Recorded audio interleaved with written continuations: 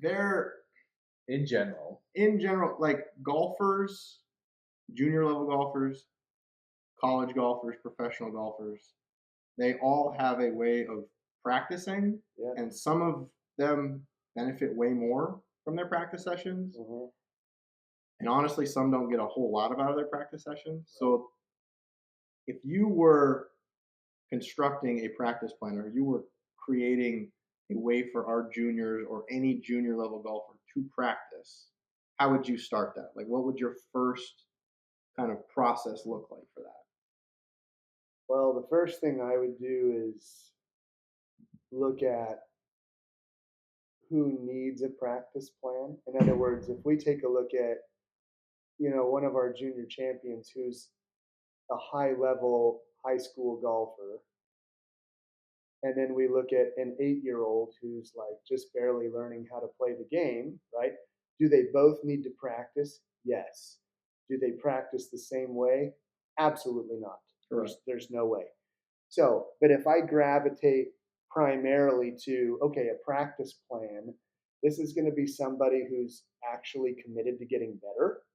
So let's just say it's the competitive player. Yeah, and right? I would say any golfer who's going out on the golf course to practice typically is a higher level player looking to improve on some point and has like aspirations of doing something in the realm of golf. Yeah. Right. So I think that would relate to most of those Yeah. players, whatever age they are, whatever level they're at the moment. I would say the whole point of this is that we need them to start at least learning how to know themselves. What does that mean? So know your game, right? So in other words, if you go out and you practice and you go, okay, well, a good golfer hits a driver. A good golfer knows how to hit irons. A good golfer knows how to roll a putter. I need to do all of those things. Well, yeah, but we're obviously always deficient in something. And that's like the first step in knowing myself. Like, is there something I need to work on more than player B? You know what I mean? Like that's the whole thing. Like that's, and I know we're probably going to talk about this in the future or down the line here, but like I structure my practice plan around what I need because I know because I know what I need. Yeah. So I mean, before you even structure a practice plan, would you say that like you've got to be able to be like straight up honest and like objective with yourself in their golf game? Oh, of course. Otherwise, you're just wasting time. Just wasting time. Right? I think you're just wasting time. What do you think? You need to take stats and you need to take the correct ones because how else do you find out what you need to work on? Because you might have an idea, like you might think, well, I keep hitting it left. And it's like, yeah, true, but you also hit 12 greens and 3-putted 5 of them and didn't get up and down. Yeah. So yeah, you're hitting it left, definitely, but like I think about it like speedboats and aircraft carriers, which one can change on a dime quicker, and that's where you should put most of like the practice plan dedicated towards, and you work on everything, but you almost learn how to prioritize. Yes, that's a good word. Right, you learn how to prioritize because we know we need everything. And in fact, when we talk to Riley all together, he likes to explain it like, okay, there's these pillars, and we've got to do all of them well, but you don't have to be perfect in every one all the time, but you got to maintain the pillars. And so those priorities. Maintaining is a good word to put. Maintaining. Obviously, like if you look at your golf game, there are a plethora of areas that go into playing good golf. Yeah. So you have to, at all points, make sure that they're maintained to a point where you can execute well on the golf course. Yeah. If one of those areas is like 0%, like I got 0% battery in my putting and my full swing is at like 90%, like it doesn't make sense to go hit a lot of golf balls. Yeah. And that's where you're talking about just knowing who you are as a golfer. Well, and here's another point too is what if, let's say you plan an event. Let's say it's a 2-day event. Okay, you plan a 2-day event, so you've got 36 holes that you're going to play, and so you've got adequate time to actually like play in competition for a minute. It's going to be a minimum of 8 to 10 hours of grind time, right? So, but you have enough time to where you go up. You've got your ups and you've got your downs, and maybe you hit a couple of drivers astray. but maybe you look at it and you go, holy shoot, over those 2 days and those 36 holes, there is kind of a common theme. I didn't score well because I just didn't chip and putt well, or I just didn't putt well. Yeah, but for the most part, I hit it pretty straight. But we're always going to have kind of a few errant shots, naturally, whatever it is. Or it could be the other way around. Man, my chipping and putting saved me. If I could have just kept it in the fairway and not had to punch out 15 times, I would have been there, right? So you kind of you get this overall theme of, well, what do I need to work on? And you just, at least that's a good place to start. Yeah, so I think You know what we I can mean? all agree that like before you even come up with a practice plan, you've got to have a pretty good overall idea of what your golf game looks like at the moment. A baseline. Baseline for what your golf game looks like at the moment. Putting, short game, full swing, mentally, like you've got to know what that looks like for you, Yeah. and you have to be kind of objective with yourself. You can't let kind of your emotions play into No. what you think about your golf game. I think that's where a lot of golfers get into trouble is they go to the golf course to practice and they're like, I just want to practice what I know I can do really well and what's a lot of fun. Exactly. What I'm good at. What I'm good at. What am I good at? Oh, I hit driver really well, but it's like, okay, but you can't get up and down from 3 yards off the green, and you three putt half your holes. Yeah, so you're like, why am I not getting any better? Well, because we need to focus on. Yeah, and I think if you're exactly. looking at practicing and more specifically making practices purposeful, right? Showing up to the golf course, you got to feel like you're leaving the golf course getting better as a golfer than you were when you showed up. Yeah. Right, and I think the only way you can do that is by you got to be objective, and like you said, you got to know what you are, who you are as a golfer, and practice the right things. Yeah.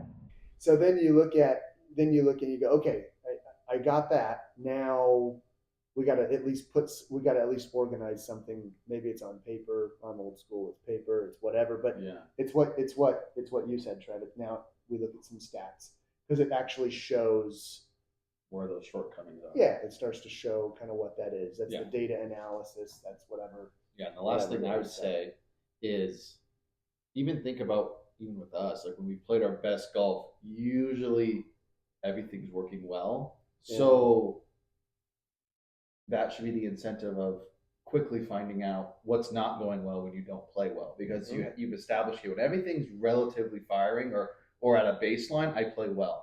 Okay, I'm not playing up to that standard. What Lobeck said, where the juices at? Where's the levels at each area of the game? We've talked about it before. Like whatever level golfer we're talking about, like if you're competing and you're playing good rounds of golf, everything is working well, right? You are well above the law of averages with all areas of your golf game, which allows you to produce a good round of golf or a good stretch of golf, right? And I think everyone will find those moments. Yeah. Right, and like Trev's talking about, like when those moments are not there, you've got to be able to rely on something that is like very black and white, tells you where the flaws are, instead of either guessing or just kind of being, I don't know, just ignorant to what's happening in your golf game, right? When you keep stats are the easiest black and white answer you'll ever see. Very impartial.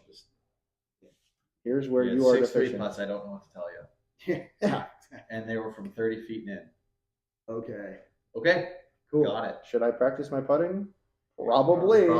Right? Yeah. Even the higher level players might go and say, okay, let's just go one more step. Why were you 30 feet? Well, was it because you were 220 out and hit it to 30 feet? That's pretty dang good. Yes. But well above average. were you like 30 yards from the green and you hit it to 30 feet? Yes. So practicing putting is great. You don't want a 3-putt from 30 feet, but the high level player, they're just willing to dig deeper and deeper and deeper. Figuring out why they got to 30 feet. Yeah. Right. And I think the way that we've kept stats over the past 6 or 7 years has gotten a little more in depth to the point where, like you're talking about, we can assess our rounds of golf, tournament rounds of golf, and really figure out what the heck went wrong or what the heck went well. And, we kind of dictate the next week, the next month, the next stretch of however long until our next event. And we really feel like we can get better. It comes down to, again, you can dig as deep as you want, but it goes back to that old, you have to be willing to kind of look at yourself and address things that need to be addressed. And, I don't know that most people love doing that. I mean, because we're talking about corrections we need to make. We're Hard. talking about, it is hard sometimes. And the other thing that has kind of been on my mind as we've been talking about this is that when we're talking about competition level players, we now have entered a realm where golf is not just recreation. It's not just fun. There's a line we cross to where now we've got to start looking deeper. We've got to start analyzing. We've got to start focusing on things that maybe are sometimes unpleasant or not just fun all the time. You know what I mean? Mhm. It becomes work. Yes. We move over into that. How much work are you willing to put in? And you'll listen to, it's not even golf. Listen to Kobe. Listen to the greatest athletes on the planet. Competition becomes work. You have to start working at it. And I think that sometimes, we get this all the time in our junior academy. Like kids will come up, I want to be a professional. Well, that's sweet, right? Like we want them to be as good as they want to be. But what's one of the first conversations we have with them is, do you know what that entails? Yeah. What's that even look like? Here's that path. Because they'll look at Rory on TV and they'll, oh, look at him. They've shown him holding up the, Yeah, Hold up they the don't show the trophy guy and- who's Latin America for 5 years, traveling No. to different countries They week to don't. week with a passport, and Hundreds don't. of thousands of dollars in debt. They yeah, don't. They and don't. Right. first place is They don't. 3,000. And that's why you guys have maybe heard me say this a lot, especially on the chipping green. We're managing reality and expectations. And if we can get those to be on the same level, they will at least perform best. You don't ever want someone to expect something that they can't achieve. Correct. And you also don't want something to be you don't want somebody to be so talented and ready to go and they just don't work to get there, right? We've got to manage their expectations. Sometimes need to be built up Mhm. and say, dude, you're way better than what you're putting off right now, right? And so that's kind of like the start to it. I think going forward is we just Know yourself, yeah. look at your stats, and be very impartial to them, because That's if you're nice. wanting to get better, it's just Yeah. part of the Yeah, road. that's Like, just you have to. That's just step Yeah. one. Yeah. So you bring it up keeping stats. So Okay. So there you from go. your perspective or your opinion, what would be the best way to keep stats in order to provide yourself like sufficient practices and Yeah. being able to build a practice that is related back to the stats you're keeping? Yeah, and I think this kind of piggybacks off Ian of, you can go as deep down the rabbit hole as you want, but I think a baseline for everyone is the Tiger 5 that we talk about a bunch, is how many times do you 3-putt around, how many times do you chip twice, which means if you're in the bunker and then you don't hit the green, you chip again, so 2 times you chip on a hole. Bogeys from, we'll say, pitching wedge and in, because that club varies with different players for distance. Bogeys on par 5s and double bogeys. That is, where are you making mistakes rather than your typical putts, greens, fairways. That's what you see on every scorecard. You'll see, how many putts did I have? How many fairways did I hit? Did I get up and down? Yeah. Did I hit the green? Did I hit the green? That's it. That There's kind 4 of thing. stats. Yeah. See, that's the thing. I don't think there's anything wrong with that, depending on the level you're trying It's to all achieve. relative. Correct. I think that there are levels of stats. Absolutely. And just starting is a good thing. But Yes. again, like let's take some of our more high level players that bring stats in and they go, man, I missed a ton of 30 footers. Well, guess what?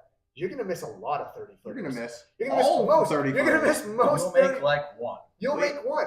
We So- talked about this in our first podcast. We talked about Exactly. expectations. Like Okay. if you have like 9 30-footers during the round and you're expecting to make them, you're going to have a bad time. Yeah. Really exactly. bad time. Exactly. So we've got a student who's brought their stats in, and this particular student did not 3-putt in 54 holes. Okay, that just doesn't happen. Phenomenal. Yeah, phenomenal putter. Okay. And we're looking over the stats and we're going, oh, and there was so much negativity in the conversation. But when you just start to analyze a little bit deeper why, then you look to the real problem and you're able to find it. So I think there are levels of stats, and I think just starting to even become aware of what you do is good. I think awareness is the big word. Awareness is a big one. Awareness is a huge, Yeah. great word for people to kind of just understand. Yeah, be aware of what your tendency is, and then go, okay, now I'm two putting, now I'm three putting less. Great, but wait a minute, why am I not one putting? Like you just go to another keep level. asking You questions. just keep asking questions, like why am I, until you get to the point where you're like, okay, so the real stat that I need to keep based on what I want to do is this. Mm-hmm. It's not putts, up and downs, fairways, Yes. greens. That's great and all, but it really, at the end of the day, I don't believe it teaches you very much Right. about what you. And I think coaching college golf for the last 4 or 5 years or so, Yeah. so many players get used to just how many greens did I hit, how many fairways, how many putts. Like that's just the baseline, because that's what they're taught at a young age. Like here's the stats to take. Yeah. And so the only one in there that I have an issue with is fairways hit, because obviously if you miss the green, it's pretty black and white. But at the same time, you have an idea on, if I played that round of golf and I missed 3 greens or 4 greens, but they were all in the fringe, or they were all in an area that's easy to get up and down. Yeah. That doesn't seem as bad. Yeah. Right. Same with fairways hit. Like, yeah, maybe I only hit 2 fairways that round, but every fairway I missed, I had a clear shot into the green. I was able to advance. I was able to advance it Right. towards the green, around the green, to where even if I missed the fairway, it's not as penalizing as 2 of 14 may seem on a scorecard. Yeah. I think that 2 really good stats for any high level player are how far away were you on your approach? So what was the distance? Distance to the hole. And where did the ball end up relative proximity to the hole? Proximity to the hole. Those are good. You want to know if it's short. You want to know if it was long. You want to know if what we call it was a fat side lateral miss or a short sided lateral miss. So if you go through it all day and you go, oh, I was short, I was short, I was short, I was short. You go, oh, that's really good to know. Number one, I would first then ask, does this player know how far they hit their clubs? Correct. Right? If they're short, long, I'll go, does this player know how far they hit their clubs? Yeah. You see, Right. you see what I mean? Like, so you start to really look at what the problem might be. If it's left, right, you want to know that too.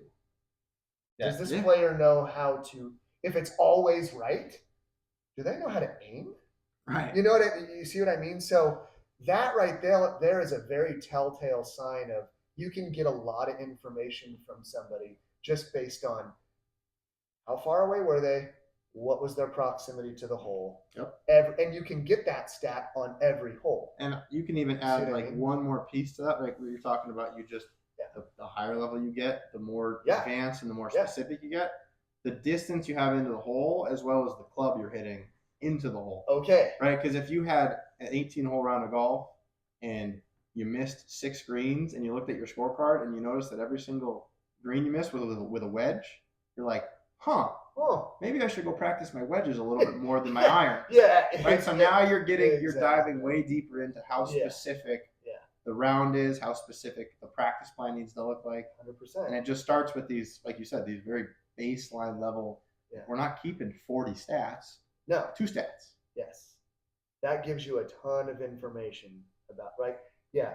I mean, even with like the advent of just people hitting the ball so much further, I personally believe that fairways hit has become a little bit more of a who cares? I mean, unless there's like crazy heavy roughing. Unless you play a course like we played, where the rough is ankle high, right, and thick as the Amazon. And every tree is 100 feet tall. Correct. Okay, I get that, but like people just blast it down there, and you still have a wedge, and you can even be in the other fairway. It's like, well, it's not. I guess the question is this: the stat should reflect whether or not something you did was penal or not. Yes. right? Did that, So, did like, that result in over par? yeah, did it result in an actual mistake that led to Yep. the score not being what you wanted? Right. Because I play with you guys all the time, and you hit it way further than me. And yet, again, you don't hit a ton of fairways all the time. They're left, right, whatever. But it doesn't matter because it wasn't penalizing. Right. You see what you know what I mean? Right. Like, Absolutely. exactly. So I guess we want to. Yeah, that's the thing. Yeah. We start So to like look from at a it, stat so- perspective, we can all agree that like Yeah. any level player just picked up a golf club for the first time, trying to figure out how to play 9 holes recreationally. You know, someone who plays twice a week in their skins games with their buddies, high school golfers. I think the Tiger 5 is a very great It is. baseline start, just Yeah, a it starting is. point. Yeah. Because I think it gives a golfer the perspective that if I make less mistakes, I will play better. Right. Right. I think that's the biggest thing that the Tiger 5 that Decade has kind of introduced is like you can play way better by just making a lot less mistakes. Correct. Right. You don't have to make more birdies to play better. You just got to minimize the mistakes you're What making. was the? It was one more. What was? One What more. would you So say? the difference was- between a person who shoots in the 90s and someone who shoots 79 is one more birdie average. Yeah. It's 11 shot difference So in it's one birdie. and it's one birdie. It's One. not. It's made. Not not. 7. It's not getting triples. Not getting doubles. Not Turning, getting- if you that's turned the- all your triples into doubles, and you turned all your 3 putts into 2 putts, or even your 4 putts And into you 3 only putts, chipped once instead of twice. and you got that It's- golf ball onto the green first try. Like Yeah. there's a lot of the Dude. people that I work with. Like I work with a ton of beginner level golfers, Yeah. and I'm just like, how many times do you 3 putt? And they go like 14 or 15. every time. And I go, Let's and, stop doing and, that. and I Stop just doing and I that. ask them the theoretical question. It's like, well, what would happen if you just 2 putted? And they look at it and they go, wow, I would shoot 15 shots better. And it's like, yeah. Exactly. And There's your without low-hanging without doing Nothing- anything swing related, without There's doing Trev's low hanging fruit Yeah. right there. It's like grab that one. Yeah, You know? let's start there. right. So for Yeah. any beginner level player, any Yeah. just golfer who's looking to get better, right? Keep those Tiger 5 stats. Okay, so what are all 5? What are all the Tiger 5s Yep. again? So let's go over them. So 3 we putts. have 3 putts, 2 chips. 2 chips, and what is 2 chips? So explain So what to if someone who's like, what's if 2 you're, I would say within 20 yards of the green. I think 20 yards is kind of a Yeah. decent area. So you're close to the green. Yeah. If your shot from that 20-yard area does not get onto the putting surface, so you have to use your wedge to chip Right. twice. Or if you're in the bunker, you got to hit 2 bunker shots. Yeah. Like you leave the first one in the bunker. Yeah. Right, that would be considered a 2 chip. Okay. All right. So there's 2 chips. We got 3 putts, 2 chips. Bogeys Bogeys. with pitching wedge or less. Okay. So bogeys with pitching wedge or less. So let's just go with the average player and include, 120, yeah. maybe. Yeah, and if you add ladies, maybe the average goes down to like 100 yards. Yep. Right? Okay, so the average golfer hits a pitching wedge 100 yards. So we're talking about that distance right Yeah. there, right? Usually. And I think we use pitching wedge as a baseline for like, those are usually your scoring clubs in your golf bag. Yeah.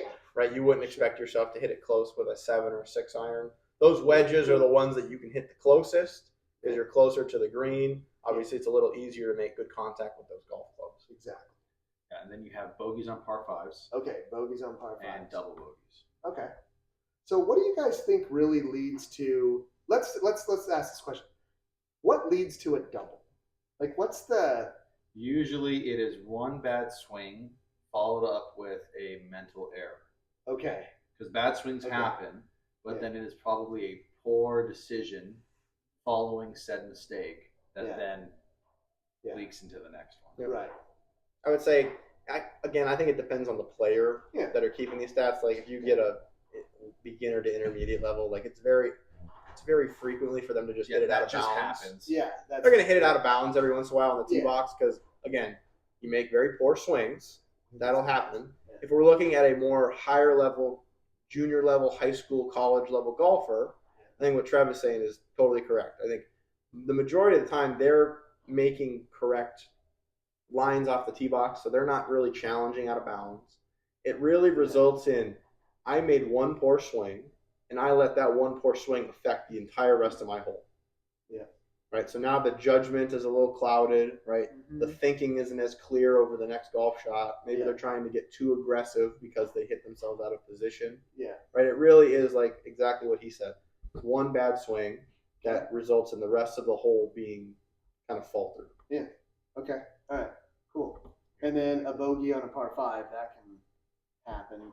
But here's one that I would suggest we even look at. And I know I don't want to get too far away from a practice plan, but one of the things that leads to mistakes on a golf course is playing from the wrong teeing area. Big time. Okay.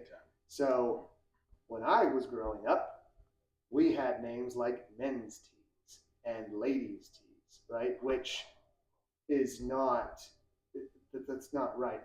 The tees that you pick should be based on your ability to hit the ball to the approach area designed on the course. Right. Yep. But people are like, no, I'm playing from the tips. Yeah. I'm playing from the blues because we're all playing from the blues. And so, again, we can make a lot of mistakes just based on what you said, decision making. Well, here's one. I'm learning left-handed and I'm not playing from the tips. Mm-hmm. I'm going up to the white tees. You because like proudly play like 2 tee yeah, boxes I up. was like, you guys do that. I'm going up there Because you know your level of golf Yeah. left-handed is not as high as it would be from the back tee box. Yeah, and I know I'm going to shoot 100 and something from the tips because I'm just not even physically capable yet of like keeping it there. Well, there's the answer to your practice plan. So I there's showed 110. I had all these terrible stats. What if I just went up 2 more tee boxes and just cut it in half? Let's just see. Yeah, there you what go. would the my exact same thing I and just shot play closer. 115 and yeah. what would my stats look like from a tee box up or 2 tee boxes That's up? a really good. And see if they shrink. Seriously. There's your answer. Yeah. There's a short-term answer. Yeah, Yeah. that's your fix today. Right? Yeah, there's the another. How do I get 10 low-hanging shots better? fruit, right. Move the tee Yeah. box up. Yeah. So what were your guys' practice plans like when you were on a college team? Like, what did you guys do? So, I mean, when Lobeck and I were at Mesa, I think we had a pretty regimented putting where he had speed, like short drills, so I guess you could consider it line. Yeah. But then also pressure. We had this terrible game called 6 Under where you had 3 tees set up at 4, 5, and 6 feet to simulate par putts, and 3 tees at like 15, 18, and 21 feet to simulate birdie putts. Because that's probably what your birdies and par putts would kind of look like. He generalized. Usually those putts, those distances are based on like the tour averages of like what your birdie putts would look like on certain holes and what your par putts would look like on certain holes. Okay. So you're simulating like what it would be like on the golf course. Yes.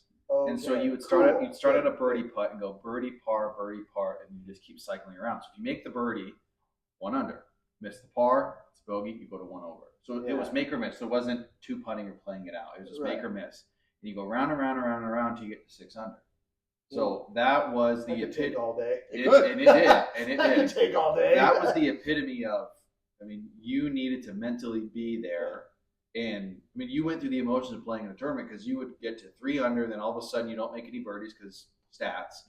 And then you just get frustrated and miss par, and all of a sudden you're 2 over and you're just like, I want to walk off this golf course and get in the car and go home. Yeah, exactly. So I think that was great. And then when it came to full swing, he left us on our own because to be fair, we also had, I think, a good team that was mature enough to kind of do our own thing. But we all had an idea of what we needed to do. So like for me, I would work on alignment and I would work on more like tempo because my tendency was to get quick and then the ball would turn over a lot. And then routine because I got nervous, I get fast, ball bends a lot. So that's kind of what my practice plan would look like when we were at team practice. Okay. To be honest with you? Yeah. I didn't have a practice routine until I graduated college. Okay. Didn't have one. Okay. Showed up to the golf course. Coach would have putting drills set up for us, or I knew putting drills to work on. Yeah. I would do them. Okay. I would work on chipping. I would hit golf balls. Did you ever keep any stats or anything like that? Very basic stuff. We did the same thing. Yeah, in college we did fairways, greens, putts. Fairways, greens, putts, up Okay. and downs. So did me Yeah, too. up and downs was good because he said tour average is 60%. So we're like, okay, we have a baseline to compare to.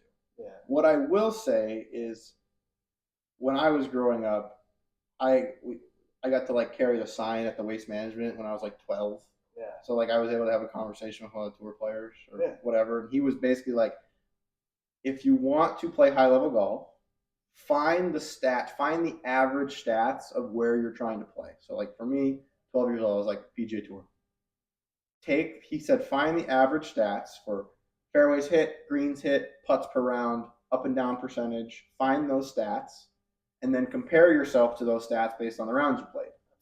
Yeah. And that was my way of seeing if my golf game was on par with a tour player or below average or above average. Yeah. Right? Like you could play a round of golf and be like, I didn't play well, but if you looked at like your green percentage, you're like, wow, I had more greens today than a PGA Tour player. Yeah. Obviously not in the same realm of competition and courses and whatnot. Yeah. But it at least gave me a baseline for like where my game sits at the moment. Yeah. And then I could kind of adjust based on that.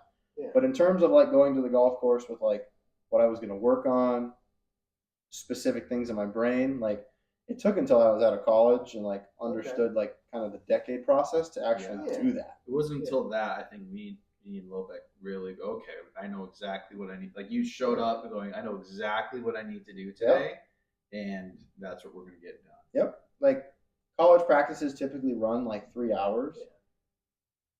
Half of that time, because I don't practice a ton, I don't feel like I need to practice a ton, at least now. Because looking back at college practice, I feel like I was just wasting a lot of time because I wasn't working on something specific that wasn't needed to help efficient. me. It wasn't efficient, right? I learned myself that if I have a good plan in place, or I know exactly what I'm going to work on, right? Putting, I really need to hone in my distance, my speed control from 10 to 30 feet. I have a specific drill that I can work on for that exact area. So I work on it. If it takes me 20 minutes to get done, I am done.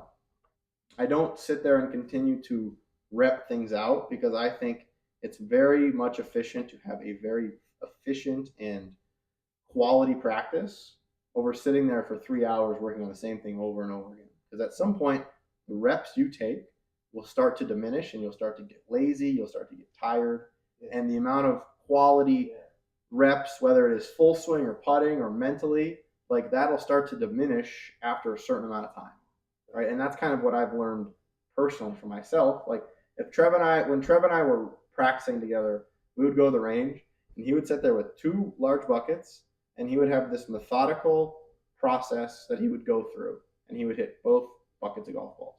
I would show up with 17 golf balls and sometimes I was done hitting after like 7 because the reps I put in and the stuff I was working on, I sought to be efficient enough and quality enough where I knew my full swing was solid. So you keep hammering over and over again that you actually knew your game.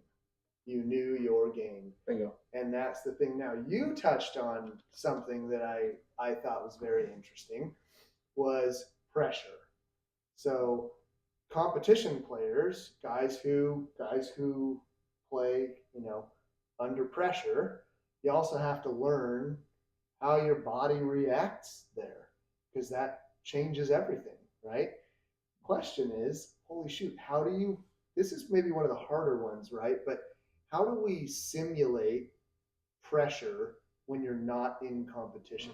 Because you can go up to a bunch of guys and be like, all right, you guys are playing for $5 or you guys are playing for $1. You're trying to do something to put a little something on the line, but it would be very advantageous for a high level player to learn how to actually practice pressure playing, because what happens is when you get out there and let's face it, we get uncomfortable in competition because we find ourselves in situations we've never been in before. Oh, totally. No one's holding a gun to your head. No one's about to chop your arm off if you miss the putt, right? That's not pressure. The pressure is you want to do well. It means something to you, but you find yourself in an uncomfortable situation, right? That you haven't experienced before. So rather than going out and having to play a tournament, because like everybody's going to be nervous, they're like, how can you simulate that for a high level player and coach them to? There would be my first crack at it. I'd have 2 different thoughts. The first one would be when you're doing pressure drills like a 600 drill or simulating on the range, the pins tuck left, create like a scenario. You have to have some sense of buy-in mentally and go, I am treating this as such, and I need to go through those emotions as close as you can. So if you flare one right in the water on the range, you need to feel that. And like, shit, I did just this was the 18th hole I just put in the water. I need to go do it again, kind of thing. Yeah. So I think part of it's buy-in. Yeah. When you declare this, I'm simulating it, you need to actually like be in it. Yeah. The other one would be, and it's more for the range, is block practice, where you set up a station where you hit at a specific target, but you're going through your pre-shot routine, your whatever your swing thoughts or whatever your routine is. If it's 2 practice swings, working on a specific field, walking into the target, addressing it, and going through all that, so you can simulate this mental loop of when I go, my brain goes, I know exactly what we're doing, what pressure, like I'm doing now instead of thinking. So I would do that where you block practice at a specific target and just hit balls nonstop, seeing where they kind of go. The other one for off the tee, this is like a decade thing where you can put like a 70-yard wide map, like a Google Earth on the driving range, and go, okay, from this hill to this tree is 70 yards. I'm going to just bang golf balls into that gap and see how many finish in. So you simulate that pressure. Yeah, and I think all the the reps and the drills that you're talking about are excellent because it actually makes you, like you said, we're locked in, focused. I think the biggest thing that I've noticed with college players, at least high school players, is when they show up to practice, right? We'll go one step back. When we play in a tournament, most golfers have some sort of routine to get themselves ready to execute on a golf shot. Yeah. It is I see it everywhere. College players, high school players, even like mini tour players, when they go and practice, there's a lot of players that just forget that their routine exists. A lot of them. Yeah. And they don't carry themselves through practice the way they carry themselves on the golf course during a tournament, maybe just a normal round of golf. Yeah. Right? It's very easy for them to get trapped into this, like, I'm just going to be lazy, kind of go through the motions. I'm going to get my drill done because that's what I'm supposed to do, but they're not as locked in as it would help them. Yeah. Because if you treated a pressure drill, like if I'm on the range and I have to execute on this golf shot or else it's going to end up in the water, right? If I'm in a tournament, that means I lose the tournament. Yeah. The process of going through that routine on the driving range, you go through it enough times, right? It becomes subconscious to where that motion, that routine is just a part of you. Yeah. Now when you're on the golf course under a pressure situation, that routine takes a lot of the pressure off of you because you're going through that routine during practice. Yeah. If you can make golf shots during a tournament feel like a practice range session, it's going to be a lot easier for you to execute on it and perform on a much higher level without a whole lot of pressure. Well, in a way, you've almost brought the range to the course, which is usually something that, I can't bring my range game to the golf course. And if you do that enough times, they're the same. They're the same damn thing. And that exactly what Lobeck's talking about too is why we coach the mental concept of paradigm with all of our JCs, right? Is that we help them build a framework based on a goal that they have. And so let's say most of them want to be PGA Tour players. So I always ask them, okay, how does a PGA Tour player carry him or herself? How do they practice putting? How do they practice chipping? What is their framework? And then you go, are you able to, you then associate what they're able to do with the framework of the PGA Tour player and show them, no, look, you can do that now. Yeah. So all of a sudden, you don't get there one day and go, okay, I got my PGA Tour card. Now I need to know how to become a PGA Tour player. Now what? No, their framework has been built.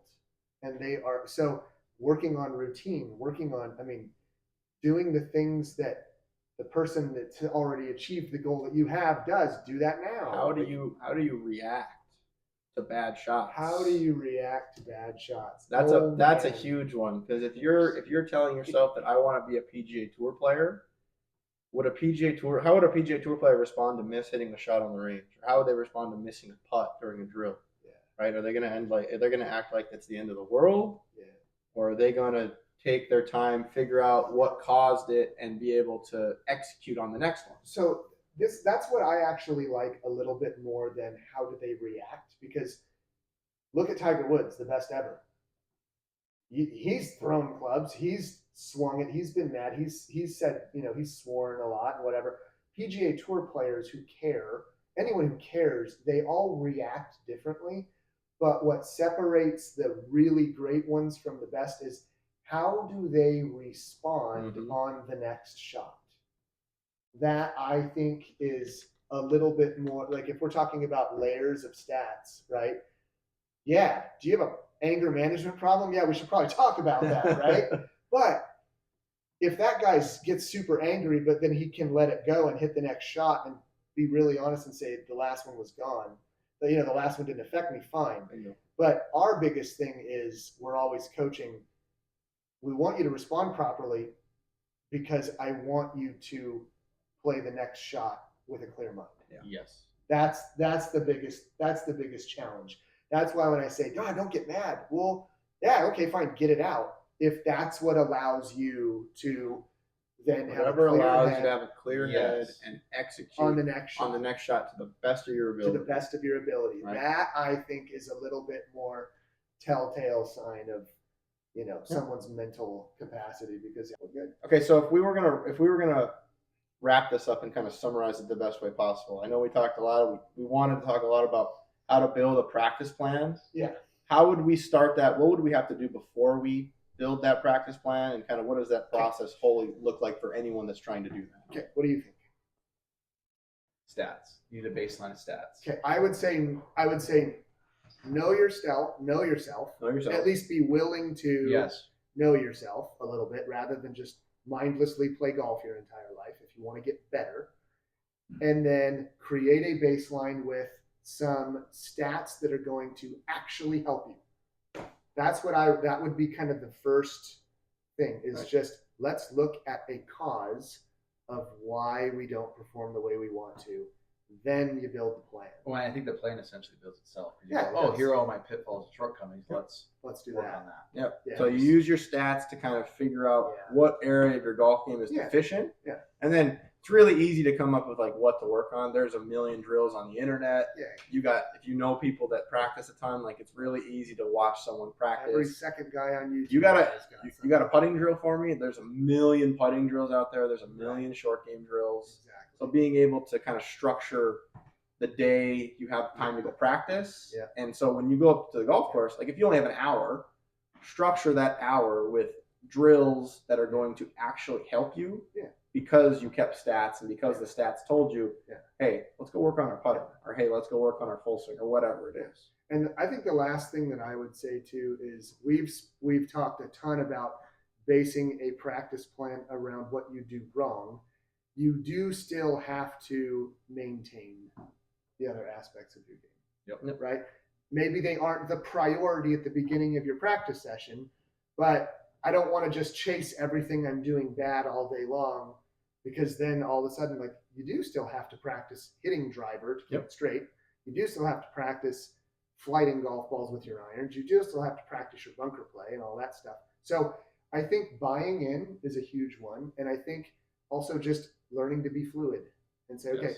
this is my priority for this week because this was a little bit detrimental to me in my last event. I'm going to do that first. Then I'm going to go back to working on everything I need to work on, and then I'm going to go play again. Oh shoot, because it's never going to be the same. So you're just willing to kind of always be bought into. I'm going to keep analyzing. I'm going to keep looking at myself over and over again. I think that's kind of the basis for a really good practice plan. Yeah, I agree. That's my thought. Sweet. Love it. Okay. Thanks, Ian. Cool. Yeah.